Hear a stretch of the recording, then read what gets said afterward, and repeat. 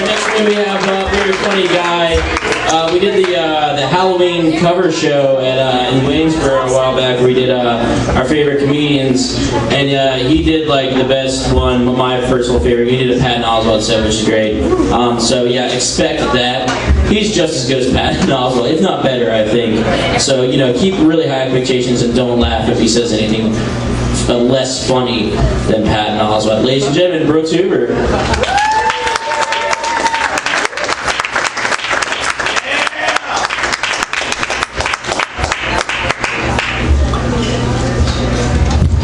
Oh man, I just love this stage. God, look at these colors. You could have a porno back here.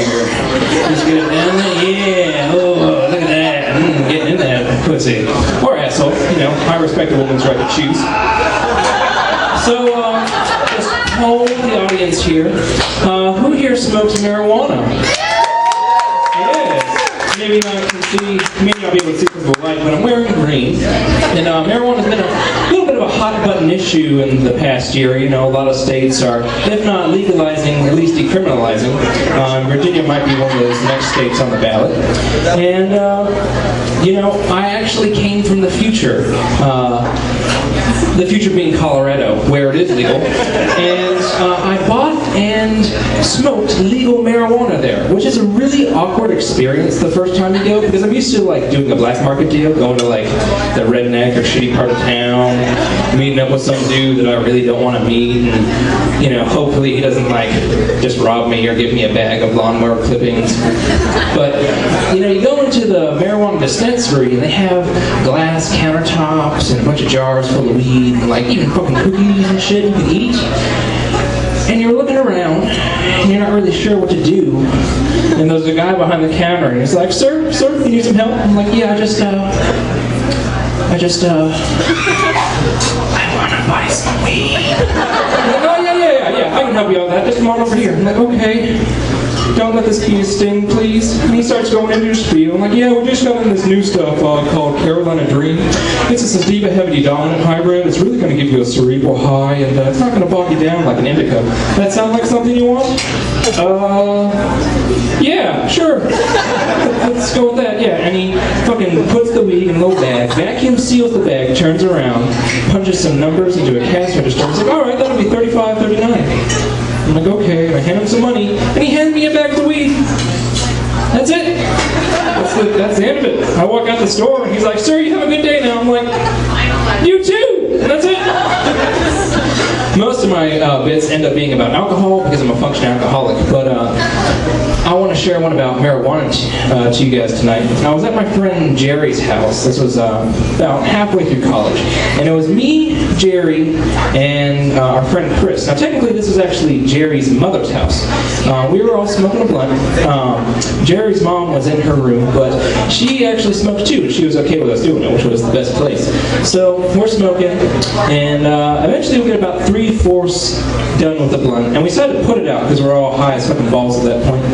And you know, some time progresses. Eventually, Jerry decides to go into his room, take a nap, and me and Chris are hanging out there, you know, eating some munchies, playing video games, you know, being productive members of society.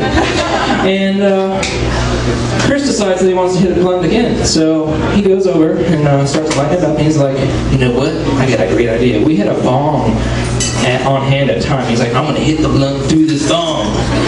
That's a great idea, right? I'm like, "Yeah. I don't know, man. If you try and put it in there, it'll probably just fall into the bong." Yep. What? He had tried to put the blunt into the downstem of the bong, and it just fell through, and now it's in the bong. Well, now we have an emergency. We gotta get the weed out. It's gonna get wet. Can't use it then. So I'm like, "All right, I'll just pull the downstem out. I'll take some tweezers, and we'll remove it through there." He's like, "No, I got this."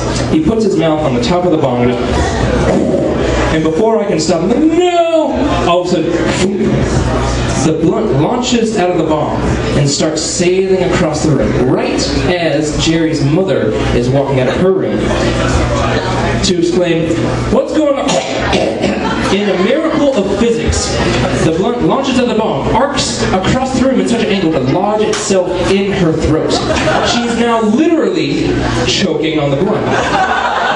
So, in my panic, I'm like, all right, Heimlich maneuver. I go over, and I start doing the Heimlich maneuver to her. And at the time, I was wearing a particularly baggy pair of shorts and no belt. So, with each Heimlich thrust, I start to sag a little lower and lower and lower. To which point, Jerry walks out of his room and sees me with my pants around my ankles going to his mom like this. And he's like, dude, why are you fucking my mom? I'm like, dude, I'm not trying to fuck her, I'm trying to save her. I tried to tell him that later when he caught me in bed with her, and it did not work out. So, it's Christmas time now, and I'm really dreading to God. I can see these fucking snowflakes here, this isn't gonna help. That this whole let it go Frozen bullshit doesn't come back to haunt us again. You know, some of you might love that, they might love Disney movies. I personally hate Disney movies. And some of you will be like, but Brooks, why? Why would you hate Disney movies? And aside from the fact that they perpetuate, you know, unrealistic expectations of female perceptions of relationship paradigms, you know, oh, Prince Charming is going to save the damsel in distress. A lot of them are really fucked up. Like Little Mermaid. At the end of The Little Mermaid, Ariel has the choice of either living with her family and friends in the sea or becoming a human and leaving her entire way of life behind. That's a lot to put on a relationship. You know, Prince Charming could have been like, oh, I'll meet you halfway and grow some gills, at the very least. And then you have like Snow White and the Seven Dwarfs, which is a gangbang. And then you have like stories like Sleeping Beauty. When you get down to it, that's just a story about a narcoleptic chick. And I have a funny feeling about the prince there that wakes her up at the end. What if he was just like a necrophiliac? He just heard there was some chick in a tower. Hey man, she's up there, she doesn't move or anything, you can just do whatever you want, go have fun. And he gets up there and kisses her and she wakes up, oh, I'm sorry, I thought you were dead. Excuse me, where are we going? One of the worst offenders to me though is Beauty and the Beast. And you know, putting aside Gaston, who is Gaston in the first 10 minutes of the movie says, no one says no to Gaston. Even the sluts in the back, if I went up to any of these girls and said, no one says no to Brooks, you'd probably think I was a rapist. And call the cops. I wouldn't get shot though. Oh. Now, in Beauty and the Beast, Belle gets trapped in a castle because winter has come. She has to stay there with Beast. And you know what Beast does? He says, you know what? I'm going to give that bitch Stockholm Syndrome. Bitches love Stockholm Syndrome. And they live happily ever after. The end. That's it. The worst one in my mind, though, is Finding Nemo. And some of you may be like, but Brooks, I love Nemo. Just keep swimming. Oh, Ellen DeGeneres does such a good job. Oh, I love it. Well, if you knew about marine biology, you wouldn't think that way. And I have to play the devil's advocate and give y'all an educational experience tonight. So, most of you know, in clownfish marine biology, they swim around what's called a sea anemone, and that provides protection from natural predators.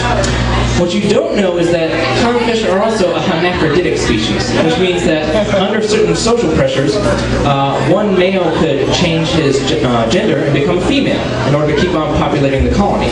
So in the beginning of Finding Nemo, Marlin is there with his wife and they create an egg clutch and they're about to start a family, and a predatory fish comes, eats his wife, and kills off all their kids except for Nemo. And then Marlin has to like do that whole single parent thing and grow up with Nemo, and you feel bad for him. And then Nemo gets captured and is taken away to Australia. And Marlin has to go on this long, long journey in order to get back his son. For one sole reason, to bring him back to their colony. And one day, you know, when Nemo's grown up, he's gonna put on some Barry White music, maybe a little mood lighting, stepping out behind a partition after he changed his dick into a pussy and said, Nemo, tonight you're becoming a man. So before you let your kids watch Disney movies, just put on Discovery Channel. You know, Animal Planet, anything like that. You know, make it educational. All right, that's my time. Thank you all.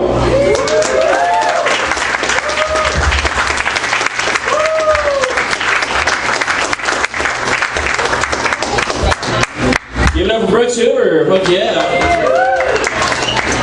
Fish dick anatomy. I'm always in. It's good to learn. You learn something new every day, right? Learn something new every day. All right, keep it going for us. We've got next meeting up.